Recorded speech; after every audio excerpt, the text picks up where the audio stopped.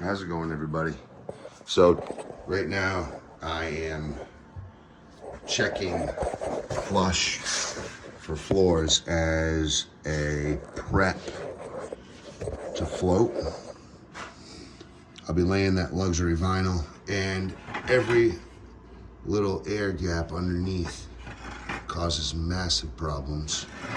So what I'm going to do, I'll be putting a T threshold in this doorway to separate this height difference here from this room, and I'm going to treat everything behind that as a separate entity. We'll be building a hallway there later on after I'm done with this build, or maybe even some other time, maybe next winter. I don't know. I'll find the time to do it. Anyway, as you can see, we have so much depth issues, basically rolling hills, kind of, in a way. Like, you got, it's literally 3/8 to a 1/2 inch right there on zero here.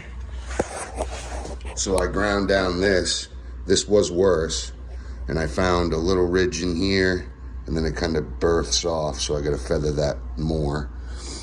And I'm just trying to make it somewhat feasible to put $3,500 worth of luxury vinyl flooring on this slab. And this is the ProGen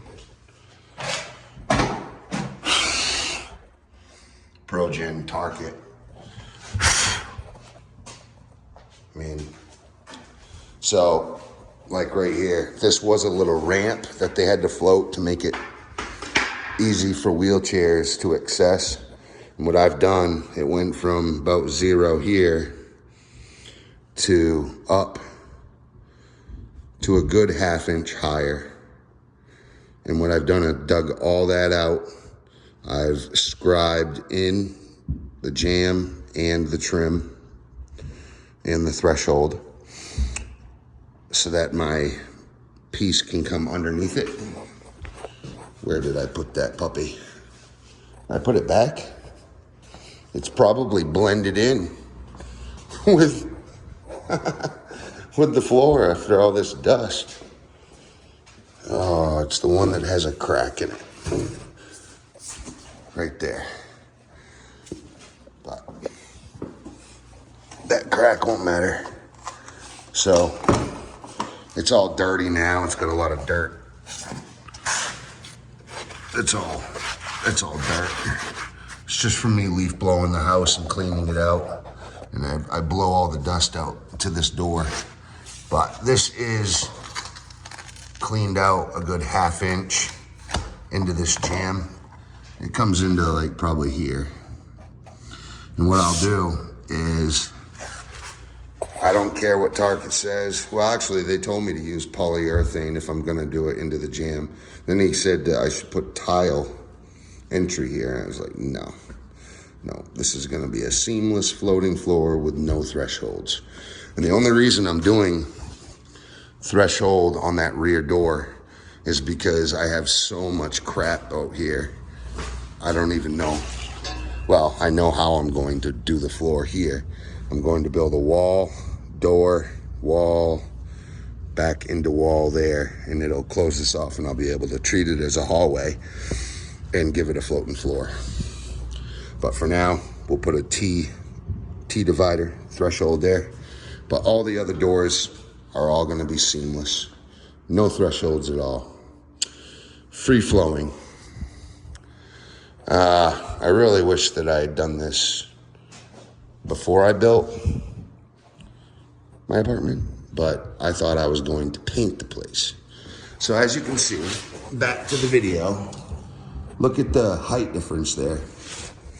That's what I call a bowl, okay? So I've ground all these down. Actually, that is right there's the high point.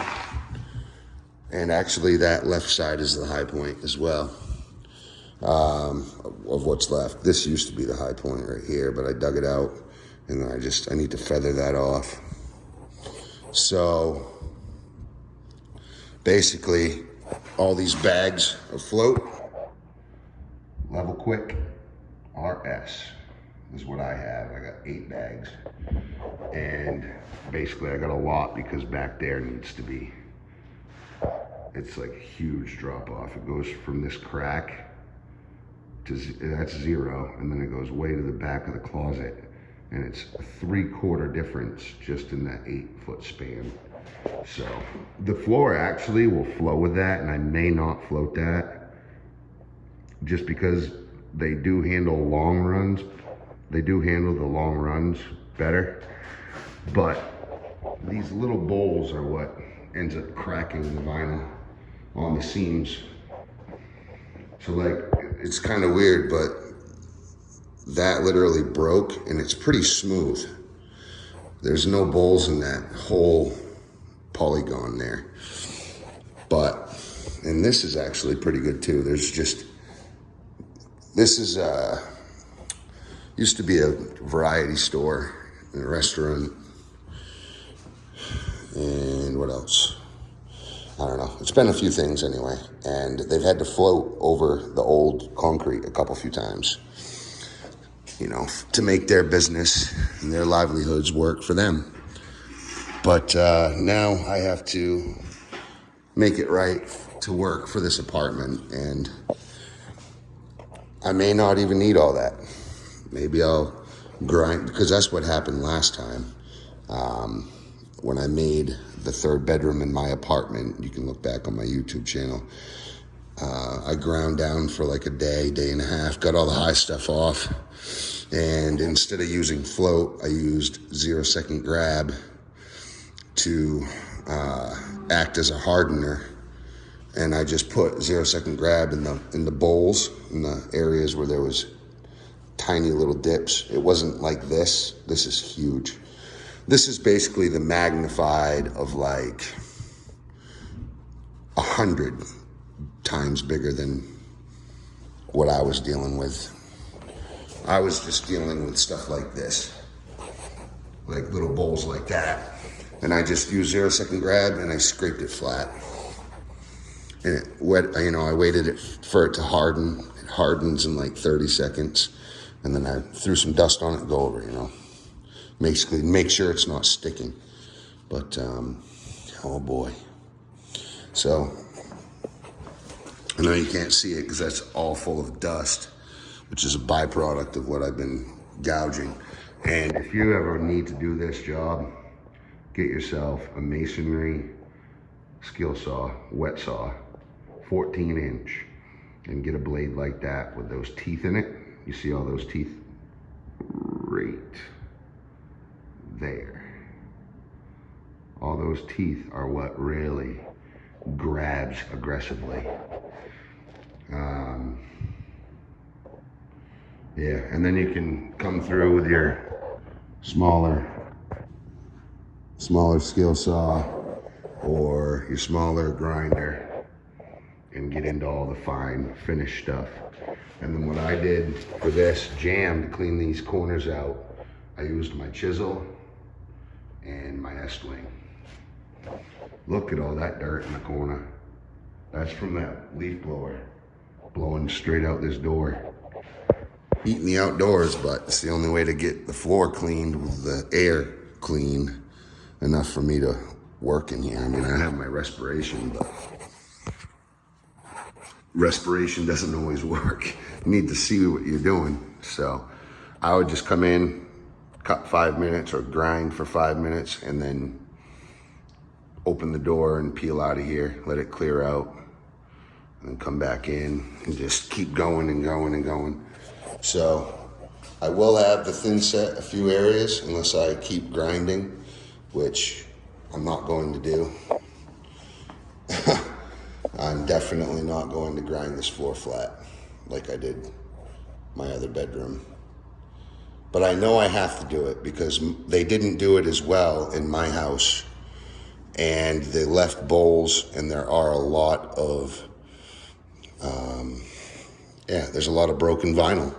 I don't know a lot, but there's 3 or 4 good spots that should have been filled, and it just was overlooked, and I have cracking vinyl You can replace those broken pieces of vinyl, but anyway, this is how I find Target. I've talked to Target. Target asks for no more than an 1/8 inch on a 10-foot run.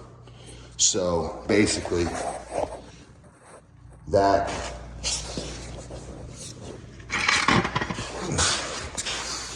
that 3/8 gap on a 3-foot run is about 15 times more than what they're asking for. So I just got to get it up to that 1/8 inch difference is all I got to do. And basically I got to feather off about 4 to 5 feet in each direction of that bad spot. Keep this at 0, keep that high point at 0, and just feather off and get everything back to somewhat, without any bowls, somewhat, level and flush. Well, level isn't even worried about that. We're worried about just getting it seamless. We don't want air. We don't want any bowls. This room is the most high traffic, and it actually subsequently has the highest ridges and the lowest bowls. So I've been really concentrating on this room. See if I can get this wire out of the way. Yeah, I don't even have to. Look at this. That's at 0. And it's literally over the wire. I mean, that's up almost, that's a good inch above the 2x4. And yeah, I mean, this floating floor, when pushed down with the trim, it will flow. It's bendable, so that's good. We just can't have it seesawing on itself, because that's the weakest link of this whole product, are these very, very thin locking channels. As you can see, just poking that in very lightly even has just chipped it. So, poking that into the threshold just to see if I was, if I had clear space and the right depth cut. So it's quite a bit of work. But the biggest thing is, and this is a 7-foot level. That's not a 4 or 6. That's a 7-foot level. They recommend at least an 8. This is the longest one I have. I know it's straight. It works. I've had this level for 12 years. And I've had its 2-footer and its 4-footer matching. So it's the Stanley Fat Max. It's got magnetic, which these actually bug the hell out of me, because see what they do? They create a high point. But at least they're all, oh my God, look at that. That's probably the metal in the rocks that my level has picked up just doing the job. It's crazy. There has been some very dense, dark black rocks. Anyway. So you want to find your high points, and that's how you do it. I also took a laser level, stuck it in the corner. That's my high point over there. And I shot it right through that closet. And it's actually, my laser level starts at 1.5 inches. That's just how high the laser is off the ground of, the actual tool. So you would deduct it off of the whatever height you have. And mine was 4 inches over in the deep part of that closet. So that's a 2.5 inch deficit from the front of the house to the rear of the house, diagonal. It's crazy. 2.5 inches. So basically this house is settled this way. And as you can see by this big crack and that big crack, well, it's the same crack, but there's a wall in between. and it just keeps going, and it probably goes all the way into that apartment. However, it's basically fallen off there, but it's a 3/4 drop from there to there. So that means from that point to that point, there's an 1 3/4 difference. So technically, yes, the house has fallen slowly, low grade that way. Thank God the vinyl can handle long straight runs if they fall. They just can't take the bowls. Remember that if you're ever doing vinyl floating floor. Anyway, I'm gonna start grinding now. Back to where I was showing you first. I gotta grab my level. My straight edge, basically. This isn't being used as a level. I'm not checking the bead. I'm checking for height difference on each end of the board. Seeing where my high points are. So right now I'm gonna try to knock that down just a little bit. And I'm basically doing that because it's higher than my midpoint. So, all right, you got really high points and you got really low points. Well, to make a floor even, you want to try to float in the middle. You want to give it in between. You don't want to grind the floor all the way down to the lowest point, but you don't want to float the floor all the way at the highest point either, because then that's a lot of float. And to me, I just would rather try to ground some down to save a little bit of money on float, maybe. I don't know. Maybe I should have just floated the whole thing. But I'm also trying to get it somewhat flat, because these ridges aren't only just high, but they're wavy. So you've got some of the floors down here, but then it rides up, and then as it travels the length of the floor, it'll do this. So I'm also grinding that down. Anyway, yes, I'm trying to get it somewhat flat as well as my height issue. So I hope that might help. Tomorrow we'll be floating after I clean up my mess and decide to put this thing down. I'm hoping I can put this down tonight and just come in and clean tomorrow, because I want to start getting to the fun stuff. You know, laying floor, that's fun for me. Putting indoors, not my favorite thing, but it's probably the thing that I do the most. You know, for work-wise, I swap a lot of doors out. Doors and windows and roofs. But anyway, I do a lot of doors, so pretty good at doors. It's kind of fun. Trimming mopboard, that's awesome. I love doing that. You know, what else do I have left? Put a countertop in, build doors and drawers. That's fun. I'll bring in my big table. I'll have a big flat workspace, and I'll put together all these doors and drawers. It'll be so fun. Put my toilet in, you know, whatever. Brand new vanity, brand new toilet. I gotta trim this out. Trim is fun for me. It's finish. As you can see, I've had my way with it. It's been pretty good doing all the trim. You know, this stuff was kind of irritating, putting all this quarter round in, because I had to notch out all these bits of strapping to get it to sit flush. You know, but whatever, it gets done. The thing with trim is once you're done with that board, it's finished and doesn't have to be touched again.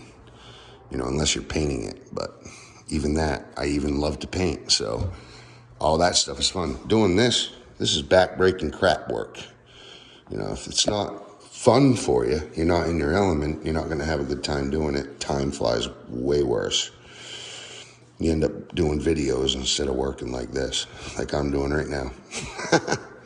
All right. Thanks for watching. Main Man Squanto out. Stand by and stay tuned and like and subscribe. All right. Happy New Year. 2025. Let's go. Main Man Squanto out.